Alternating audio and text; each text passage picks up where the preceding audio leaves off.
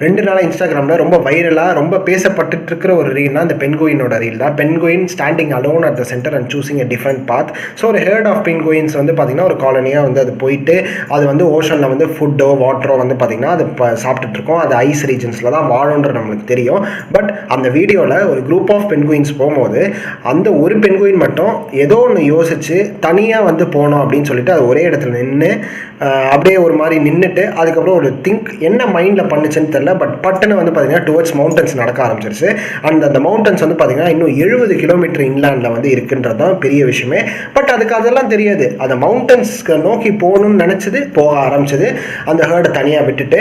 And இதை படம் பிடிச்சவர் யார் அப்படின்னா வேர்னர் அப்படின்ற ஒரு ஜெர்மன் ஃபிலிம் மேக்கர். ஸோ அவர் வந்து பார்த்தீங்கன்னா இதை வந்து 2007 டாக்குமெண்ட்ரியில் வந்து பார்த்தீங்கன்னா இதை வந்து ரிலீஸ் பண்ணியிருக்காரு. அது இன்னைக்கு வந்து ட்ரெண்ட் ஆகிட்டு இருக்கு.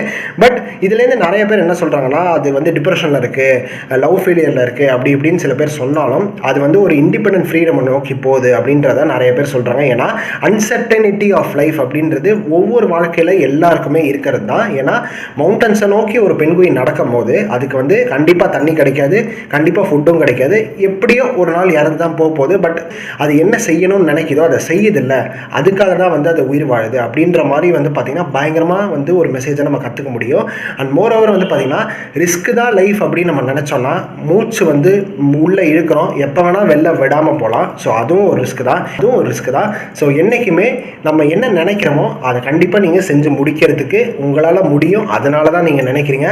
ஸோ இதை நம்ம அழகாக திருக்குறளோட கூட வந்து நான் ரிலேட் பண்ணி சொல்கிறேன் உங்களுக்கு. வினை திட்பம் என்பது ஒருவர் மனத்திட்பம் மற்றவை எல்லாம் பிற அப்படின்னு சொல்லிட்டு திருவள்ளுவர் அழகாக சொல்லியிருக்காரு. ஸோ நீங்கள் என்ன நினைக்கிறீங்களோ, என்ன செயல் செய்யணும்னு நினைக்கிறீங்களோ அது உங்கள் மனதளவில் என்ன முடியும்னு நீங்கள் நம்புறீங்களோ அதுதான் உண்மையாகவே நடக்கும். மற்றதெல்லாமே வந்து பார்த்திங்கன்னா it is not a considerable ஃபேக்டர்னே வந்து சொல்கிறாரு. உங்கள் மனசு அண்ட் கடைசியாக அந்த பென்குயினுக்கு ஏதாவது மனதளவில் பாதிப்பு இருக்குமான்னு சொல்லிட்டு ஒரு மெரைன் எக்காலஜிஸ்ட்டை அந்த படம் பிடிச்சவர் கேட்குறாரு. அவர் என்ன சொல்கிறாருன்னா அப்படிலாம் கிடையாதுங்க, அதை திருப்பி போய் நீங்கள் அந்த பென்குயினோட ஹேர்டுட்டே விட்டாலும் இல்லை வந்து இந்த ஃபுட் இருக்கிற ஃபீடிங் என்விரான்மெண்ட்டில் விட்டாலும் கண்டிப்பாக அது வந்து திருப்பி மவுண்டன்ஸை நோக்கி தான் நடந்து போகுன்ற மாதிரி சொல்லி முடிச்சார். ஸோ கண்டிப்பாக இந்தமாரி வீடியோலாம் உங்களை இன்ஸ்பைர்டாக வச்சுக்கணும்னு நம்புகிறேன். இன்னும்